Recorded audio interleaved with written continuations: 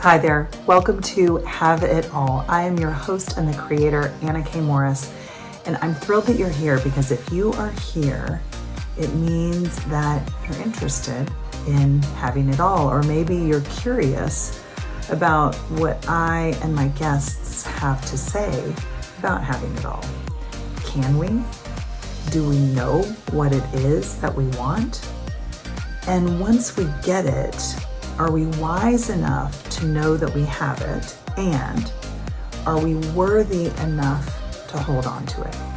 That's what we'll be exploring on the podcast. I'm so happy you're here, and let's get started.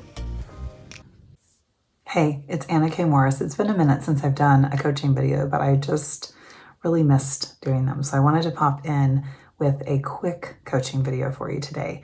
As many of you participated in the Love Yourself Summit last week, it was absolutely extraordinary. We had about 115 people join us, 13 guest experts, and honestly, it was just one of my favorite experiences. And I'm pretty extroverted, but I'm also really introverted. So after leading a summit like that, typically I would go into my hermit hole, my house, and not do anything. However, it was my best friend's birthday the day after the summit. And he's a fabulous man, Corey Ingram. I love you so much. And he invited me to his birthday party, women only, and Corey, as it would be. And of course I was going to go. I was never not going to go. And invited me to have a slumber party at his house. And we love journaling and having, mushroom coffee and all the things, and going to yoga and do that on Saturday. And my first inclination was like, absolutely not. Like, I've just led to all these people. Like, I'm not going to go and be around more people on a Friday night. Like, I'm in my jammies by 6 or 7 o'clock, quite frankly. Dinner wasn't even till 8 in Austin. And I say all of this because sometimes it takes you reconsidering your automatic answer. So my automatic answer was no, but my automatic answer was yes, because I love this man. I love Derek too. Corey is gay. So we were never going to get married, and I don't even know if we're each other's type, but that's not the point because that's not on the table. But he's like my second husband, right?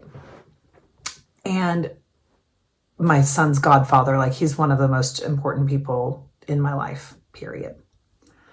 So that answer was a hell yes. That answer was absolutely. But then my next answer was oh, but I'll drive home and not spend the night and do all of that.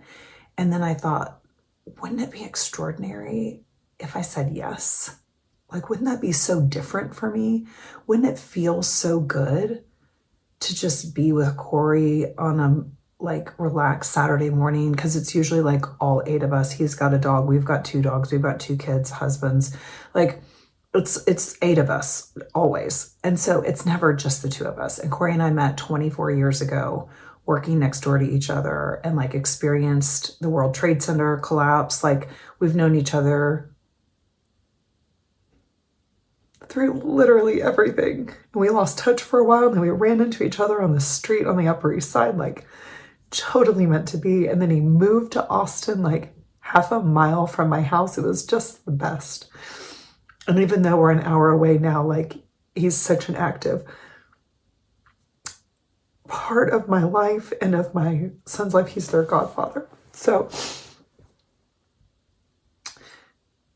I said yes, right? Because I just led a Love Yourself Summit. And here's the deal. I've been trained as a coach for 17 years, but I didn't really start coaching until about 2 years ago because I didn't want to always keep my integrity. And integrity, all it is keeping your word. And I knew that there were parts of my life where I wasn't keeping my word. I knew 20 years ago that it would be best for me to quit drinking, right? But I didn't quit drinking until 1.5 years ago. I came to that very slowly. And so I say this because I have 2 private coaching spots open and available. And I also am opening the doors to my favorite 12-week coaching program. I have led it in different formats for a couple of years now, but I've really been leading it for 17 years because it's a iteration of the Artist Way, but for people that are looking at it from a relationship standpoint rather than a creativity or artist standpoint. So it's work that like I can do in my sleep. I love it so, so, so much. And the doors to that open today. And if you are looking to love yourself more, to work with a coach who is actively working on herself, like I will never lie to you.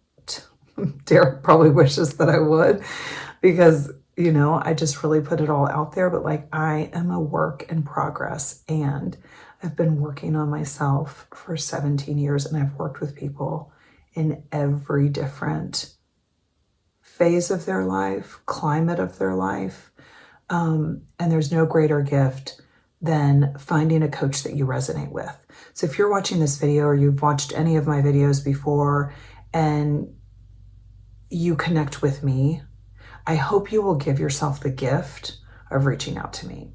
Send me a DM, send me an email, hello@annakmorris.com. If you have my phone number, feel free to send me a text, send me a message. Because when I first started doing this work, I found a program that worked for me. I did a 12-week program, and I also had a private coach. And it was those two combination, right? Different ways you can do it. And we can talk about that. But it was through really finding somebody that I connected with, who was such an open book. I remember she was with somebody who was an alcoholic, and that had been something that was like a thread in my life that was really impactful in her sharing. She was working in the industry that I worked in. And I got so good at identifying my own patterns and behaviors that my therapist fired me. My therapist was like, you're actually good. Like, you can keep coming if you want to, but like, you're good. You don't need to be here. So my therapist fired me because of coaching programs and a life coach that I hired. And I have always been so proud of that, because there's no greater gift than knowing yourself, than working with somebody who teaches you to know yourself so well that you can identify what's going on with you, right? And then we'll usually backslide. That's why I like to teach a 12-week program. That's why I work with my clients, my private clients too. I work with them for 12 weeks minimum, because the backslide is really necessary so that you see what happens, like what your self-sabotage is. Like, where is it that you have things get sticky, right? Because we're rocking and rolling along for a pretty good time sometimes. And it's really important to work with somebody long enough to know where those blind spots show up. So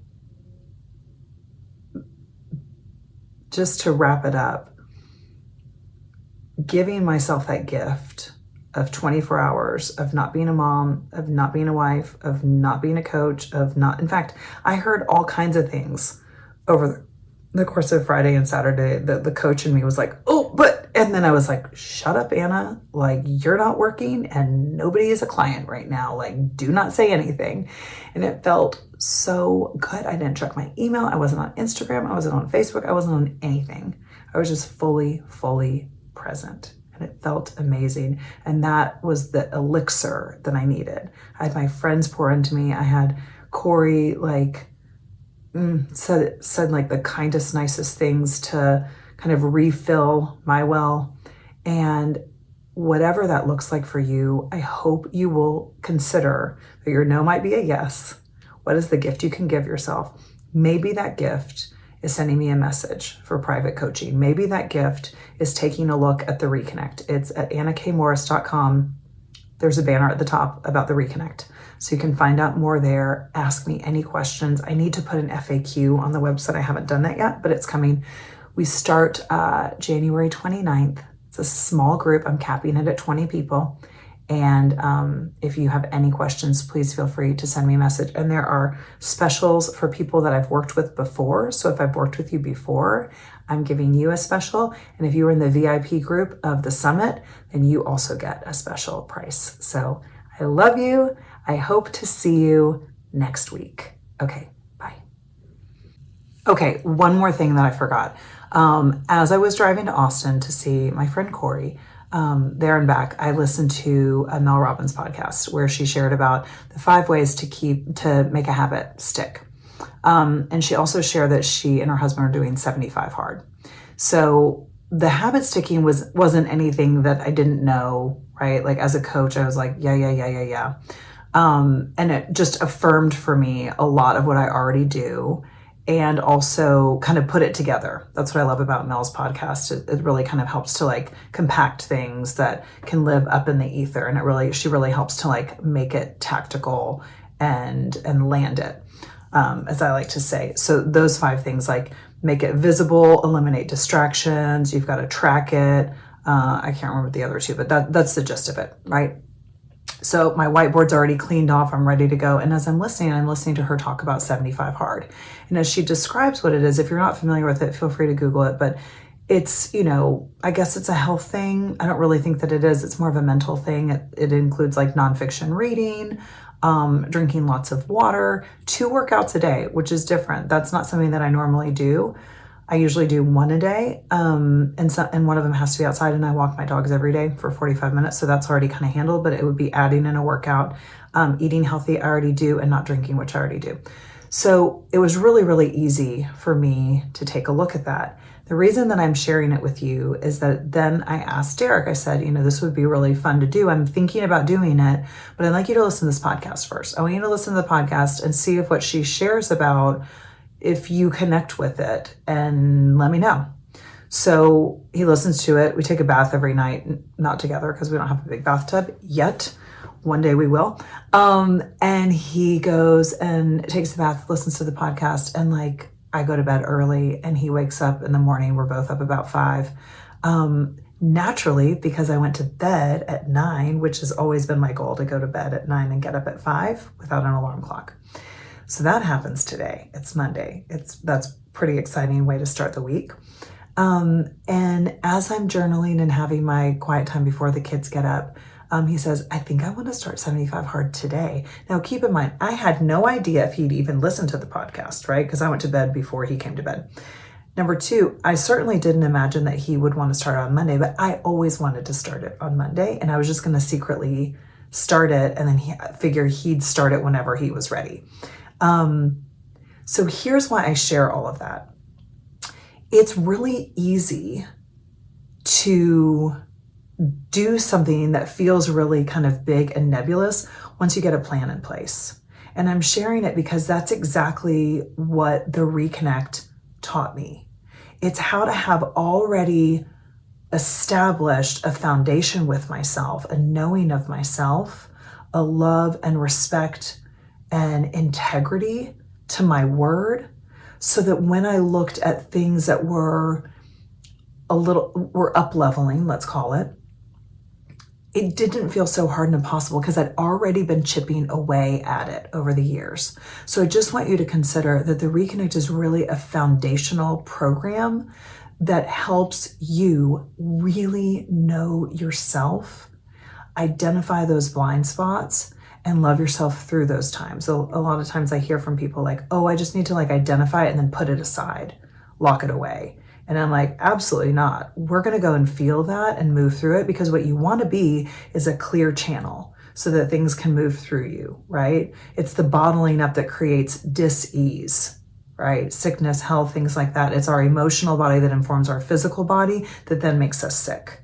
So it's about being an open channel. And it was really cool because I saw that because of all of the work that I've done, right? Leading Reconnects time and time again, using the tools on myself over the years, it was so easy for me to say yes to 75 hard. And it feels weird to call it 75 hard because it doesn't feel hard to me.